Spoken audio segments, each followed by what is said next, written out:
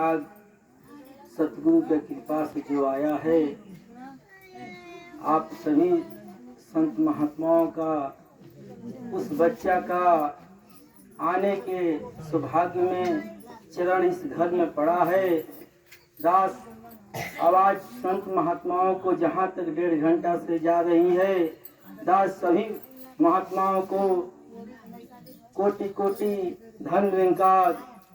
साध संगत जी, दास तो विलम्ब करता है। कलकत्ता से 666 यूनिट दास का सत्संग भवन है, वहाँ से सभी महात्माओं की तरफ से दास कोटि कोटि धन निरंकार। साध संगत जी, ये जो मिशन है, बच्चा का आने का एक बहाना है।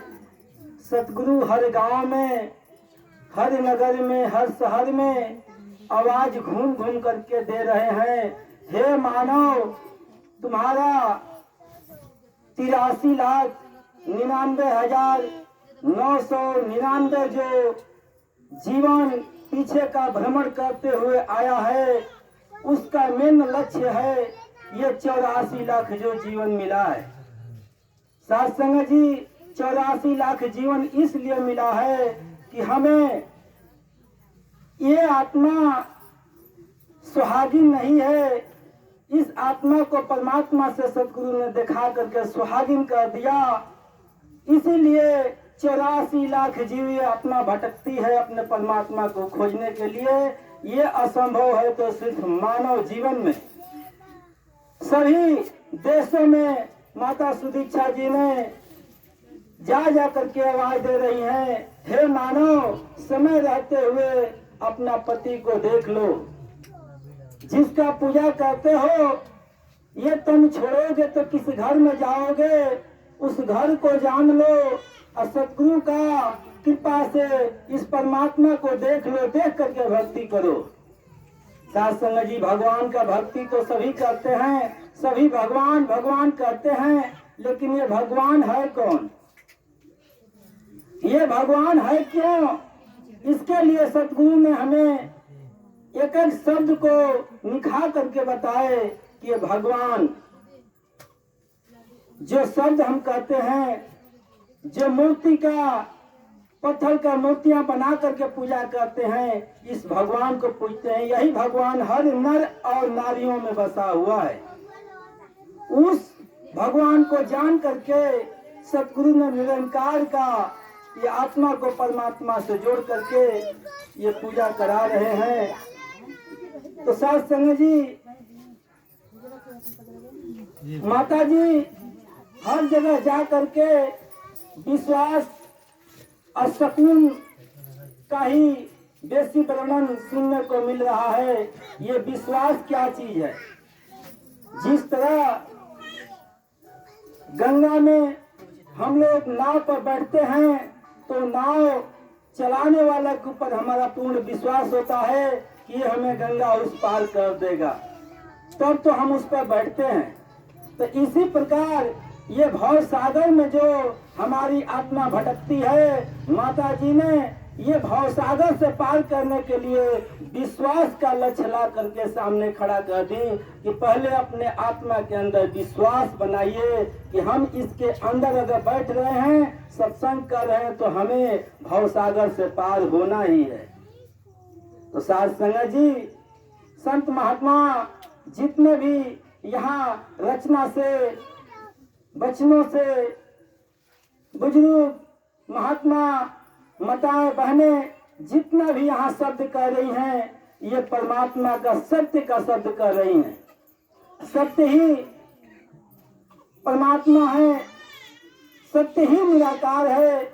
जब हम सत्य को जान गए, मेरा जीवन का आशियाना वैसा होना चाहिए। सत्य ही खाना, सत्य ही ओढ़ना, सत्य पहनना, सत्य ही मेरा व्यवहार होना चाहिए। आसपास जहाँ भी जाएं, जो भी मनुष्य मेरे सामने आए, वो क्या कर रहे हैं उस पर ध्यान नहीं देना है, लेकिन हमें उनके अंदर सतगुरु का दर्शन करके प्रेम से उनको आदर सत्कार करना है। चाहे हमारा सियाना ही क्यों न उजाड़ना चाहे हो, लेकिन हमारे लिए उनके अंदर परमात्मा बसे हैं, हमारा सतगुरु बसे हैं, इसलिए हम उन्हें प्रेम से ही उनका सत्कार करें। साथ संगत जी, सतगुरु देश विदेश आवाज लगा रहे हैं हर एक धर्म के लिए, हर एक मानव के लिए। यह धर्म कोई निरंकारी मिशन, व्यक्तिगत निरंकारी मिशन नहीं है। हर युग में यह मिशन है। समय का पैगंबर अलग अलग रूप में आकर के मानव को समझाने का काम किए हैं। इस समय कलयुग में बुद्धा जी आकर के 1916 में ज्ञान प्राप्त कर चुके थे, लेकिन ये ज्ञान हम लोग के बीच में 1929 में बढ़ा और 1929 से यह मिशन ऐसा अपना कृति कर रहा है, हर मनुष्य का दिल को छू रहा है। जब अवतार जी आए, बुद्धा जी अवतार जी को जब ज्ञान दिए, उस समय अवतार जी दूध का व्यापार कर रहे थे। अवतार जी को बुद्धा जी बोले, अवतार चलो कोई ब्रह्मज्ञानी फिर तलाशा जाए। वहां से चले तो मान सिंह जी के घर पहुंचे, जहां पर मान सिंह जी, उनका भी मलाई क्रीम का व्यवसाय था। बोले सतगुरु अभी समय हुआ है, ग्राहक आते हैं क्रीम बेचने का। बोले हाँ, जब मैं आऊं तुम्हारे पास तो समझ जाना तेरी मौत आ गई है। मौत से तो बहाना नहीं कर सकता है कि आप साइड में रहिए, क्रीम बेच लूंगा तब मैं आत्मा यहाँ से निकल के चलूंगा। उसी प्रकार समझ लेना, जब बूटा सिंह जी तुम्हारे पास आए तो तेरी मौत आ गई। हर एक काम छोड़ करके हमें गुरु का काम करना है। तो साथ संगत जी, वो सब महात्मा अपने कर्मों में शब्द को उतार करके कर्म करके हमें दिखा करके गए कि हम लोग भी सभी संत महात्मा वैसा ही बन सके। सभी हित मित, यहाँ कोई दुश्मन नहीं है। हर मानव प्राणी महात्मा के लिए वो देवता हैं, क्योंकि उनके अंदर हमारे सतगुरु वास करते हैं। तो साथ संगत जी, जब अवतार जी का समय आया, अवतार जी अपने समय में ऐसा करके गए जो आज सतगुरु माता सुदीक्षा जी ने उस शब्द को संसार में रख करके आप सभी लोग के बीच में शांति का एवोर्ड, पूरा विश्व में यही एक मिशन है कि संसार में शांति पैगाम कर रहा है। वो भी करने का तरीका, सतगुरु गुरुबचन जी जब अपना प्राण की बलिदानी दे दिए, उस समय ये भारत में ऐसी लहर चली, लगा कि खूनों की नदियां बह जाएंगी। लेकिन राजमाता जी ऐसी ऐलान की कि सदगुरु का ब्लड रोड पे बहा है, ब्लड हम लोग बहाएंगे। आज से कसम खाएं कि ब्लड हम लोग सभी मिल के बहाएंगे। ये सदगुरु का ब्लड हमारा रोड पे बहा है, हम ब्लड हर एक मनुष्य के नाड़ियों में बहाएंगे। तो साथ संगत जी, उसी समय से हमारे सतगुरु माता जी कैसी थी, उनके पति का देहांत हो गया, लेकिन सतगुरु उनको मान करके अपना पति नहीं मानी। उनका जो लक्ष्य था, ये सतगुरु बोले हैं कि हर दीप हर घर में हमें ये सत्य का दीपक जलाना है। तो ये जलेगा कैसे? जब हम मनुष्य के नाड़ियों में अपने ब्लड को बहाएंगे। तो विचार करें कि अच्छे विचार वाले ब्लड अगर खराब भी विचार वाले शरीर में जाएगा तो उन्हें भी अच्छा विचार बना देगा, वो भी सत्संग में जुड़ना चालू कर देंगे।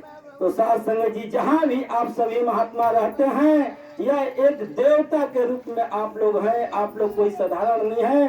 5 तत्व का ज्ञान कोई साधारण नहीं है। साथ संगत जी, जो 5 तत्व का ज्ञान मिला है, इसे हमें सजा करके सतगुरु का ऐसा कर्म करना है कि जहाँ तक आप सभी संत महात्माओं का चरण पड़े, वहां तक मनुष्य सुखी ही सुख हो जाए। तो साथ संगत जी, जब हरदेव सिंह जी महाराज का समय आया तो हरदेव सिंह जी महाराज देश विदेश जा करके यहाँ तक झारखंड में दास सुना था कि एक हिरण को भी सतगुरु ने ज्ञान प्रदान किए। वो हिरण सतगुरु के गाड़ी के सामने आकर के खड़ा हो गया। तो सत्संग जी गुरु उतरे और जाकर के उस हिरण को प्रदान किए तो बताए कि ये भी महात्मा थे, ये बिछड़ चुके हैं, फिर इनके जीवन धन हो जाएगी। तो सत्संग जी वैसे ही तरह माता सुदीक्षा जी हम लोग के बीच में आई हुई हैं, सत्य का बोध करा रही हैं। तो हर एक जीव प्राणी के लिए ये बोध करा रही हैं। पांच तत्व का जो पुतला है, छित जल पावक गगन समीरा, पांच तत्व मिल रचा शरीरा। ये शरीर का जो रचना हुआ है पांच ही तत्व है, माटी है, पानी है, अग्नि है, हवा है, जल है। शासन जी यही सब मिला करके हम लोग का रचना हुआ है। तो हमारे अंदर शीतलता होनी चाहिए, प्रेम होनी चाहिए, सहनशीलता होनी चाहिए। हम दूसरे को उपकार भलाई का कर्म करें। हमारे क्योंकि सदगुरु ने संत बना दिया, संत का संसार में कोई बैरी नहीं होता है। कहे कबीर जी, कबीरा खड़ा बाजार में पूछे सबकी खैर, ना काहू से दोस्ती ना काहू से बैर। तो कबीर जैसा ही संत बन करके हम सभी महात्माओं को जीवन जीना है। सभी हमारे लिए सतगुरु रूप में, उनके अंदर जो आत्मा बसती है वो हमारे सतगुरु रूप है। उन्हें हम ऐसा कर्म न करें कि हमारे व्यवहार से उनको कोई ठेस पहुंचे। हमें वैसा व्यवहार देना है, वैसा कर्म करना है कि आप सभी संत महात्मा जिधर भी जाएं उधर आपका व्यवहार से नाम हो, को महात्मा जा रहे हैं, वो बहन जी जा रही हैं, तो कर्म बढ़िया होगा। उनके दिल को, उनके दुख को खुशी में बदलेंगे, बांटेंगे, तो ऐसा उनके अंदर भाव आएगा। माता जी अगला साल कहीं सकून कहीं पेड़ पे नहीं फलता, सकून कहीं बाजारों में नहीं बिकती। सकून एक ऐसी वस्तु है यह सतगुरु के चरणों में मिलती है। तो आप सभी संत महात्मा सकून लेकर के जाइए। इस संसार में कोई ऐसा घर न बचे कि वहां तक सकून न पहुंचाइए। सत्संग दास भी वहां विचार कर रहा था, सकून है क्या? तो सकून सत्संग जी पहले बोला जाता था कि कोई बीमार है तो हित मित उनके घर फल फूल जो ही सहन शक्ति है लेके आ जाते थे। तबीयत खराब में देखने के लिए तुम्हें देख करके उनको खुशी मिल जाती थी। वो तो बीमार हैं, बीमारी का लक्ष्य चल रही है, दवा चल रहा है, लेकिन थोड़े देर के लिए अगर कोई उनके सामने आ गया भेंट करने के लिए, उस समय बीमारी की लक्ष्य हट जाती है, सुकून मिलती है। तो सतगुरु माता जी ने यही हमें पैगाम दी कि हम लोग यहाँ से लेकर के सुकून जाएं, आस पड़ोस इस संसार में कोई ऐसा घर न बचे जहाँ सुकून न पहुँचाए। ये हम लोग को विचार करने का चीज है, क्योंकि जो ज्ञान नहीं लिए हैं वो गलतियां कर रहे हैं, तो हो सकता है उन्हें बख्शा जा सके। क्योंकि ज्ञान लेने के पहले हम लोग भी गलती किए थे, तो सतगुरु ने मेरे गलती को, आप सभी संत महात्माओं को गलती को नहीं पूछा, बोला ज्ञान देंगे लेकिन ज्ञान के बदले में तन मन धन ये झोली में डाल दो, तब तो ज्ञान ये आप लोग के पास रहेगा। नहीं तन मन धन अपना समझेंगे तो ज्ञान ये ऑटोमेटिक सतगुरु के पास चला जाएगा। यही आज हो रहा है। ज्ञान लेने के बावजूद भी हम मान बैठे हैं, मानिए बैठे हैं कि बहुत हम बोल लेते हैं, बहुत गा लेते हैं, बढ़िया महात्मा हो गए हैं। नहीं सत्संग जी, दास बन करके जीवन जीना है। जब हमारे सतगुरु दास बन करके जीवन जीता है, दास का मतलब होता है कि आप सभी नीचे बैठे हैं तो आप सभी बड़े हैं, जो ऊपर हैं वही हल्के हैं, जो वजन में कम होता है वही ऊपर होता है। तो सतगुरु अपने को दास मान करके जीवन जिए, तो हम सभी भी संत महात्मा अपने को दास ही मान करके जीवन जिए। दूसरे को उपकार भलाई प्रेम सहनशीलता दान पुण्य का जीवन जिए। ये अगर मेरा जीवन में आ जाएगा, यही जीवन का श्रृंगार बनेगा। सतगुरु आता है इस जग में सुखिया करने कुल संसार। सतगुरु इसलिए नहीं आया कि जिन्हें हम ज्ञान दिए हैं उन्हीं को सुखी करेंगे। सतगुरु आया है इस संसार में जिन्हें ज्ञान नहीं दिया है उनके लिए भी सुखी मांगता है। आप सभी भी संत महात्मा मांगते हैं सतगुरु के भजनों में कि भला करो सबका प्रभु सबका हो कल्याण। जब हम समय अपना निकालते हैं, पैसा अपना खर्च करते हैं, सत्संग करते हैं, लेकिन सत्संग में क्या मांगते हैं? अपने बच्चे का सुखी नहीं मांगते हैं, नौकरी नहीं मांगते हैं, कोई धन दौलत महल खेत खरिहान कोई लालच वाली वस्तु नहीं मांगते हैं। मांगते हैं कि हे सतगुरु दीनदयाल भला कर दो इस संसार का, इस संसार का अगर भला हो जाएगा तो मेरा भी भला हो जाएगा। कहा गया है दूसरे को सुख देंगे तो आपको सुख मिलेगा, दूसरे को अगर आप दुख देंगे उनको दुख देने से पहले आपका भी घर में दुख आएगा। कर्म प्रधान विश्व करी राखा, जो जैसे कर्म तस फल चाखा। कर्म ही हमारा सत्संग है।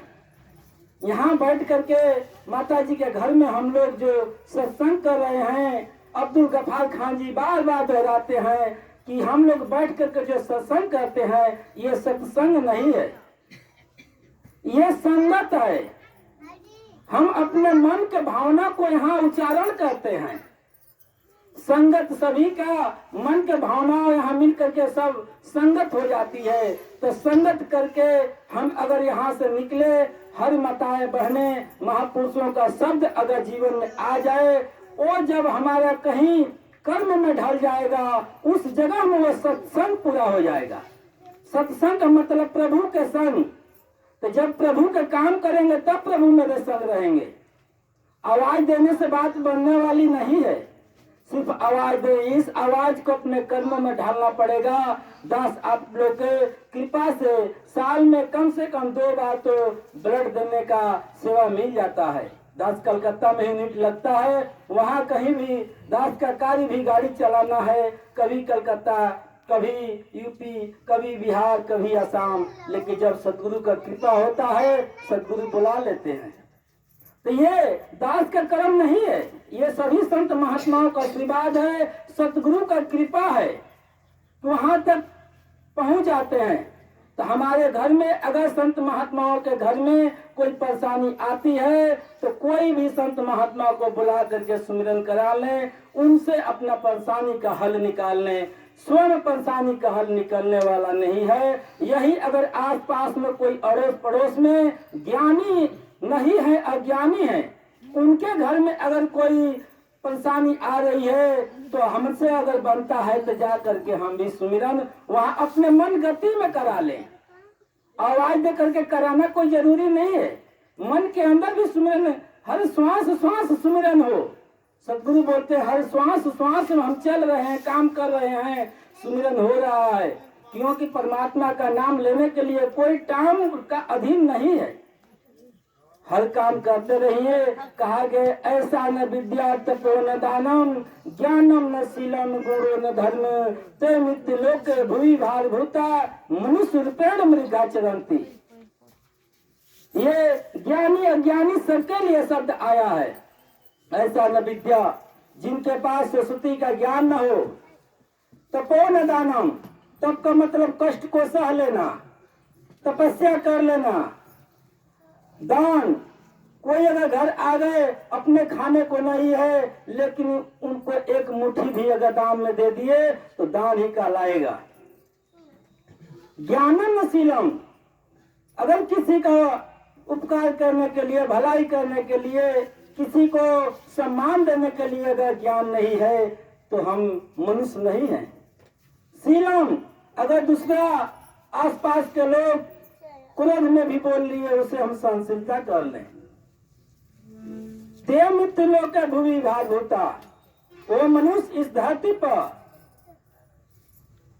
भार मनुष्य रूपेण मृगा चरंती, मनुष्य का रूप लेकर के हिरण के जैसा वो घूम रहा है। हिरण के कस्तूरी पेट में ही है लेकिन सारा संसार में खोज रहा है। उसी प्रकार सतगुरु हमारे सामने हैं, हम लोग के बाहर भीतर हैं, ऊपर नीचे सब जगह है। हम लोग को खोजने का ईटा पत्थर में कोई दरकार नहीं है। संत महात्मा ज्ञानी हैं। साथ संगत जी सभी संत महात्मा दास को भी आशीर्वाद दीजिएगा, दास का बोल बोल न रहे, कर्मों में ढल जाए। साथ संगत जी प्रेम से कहिए।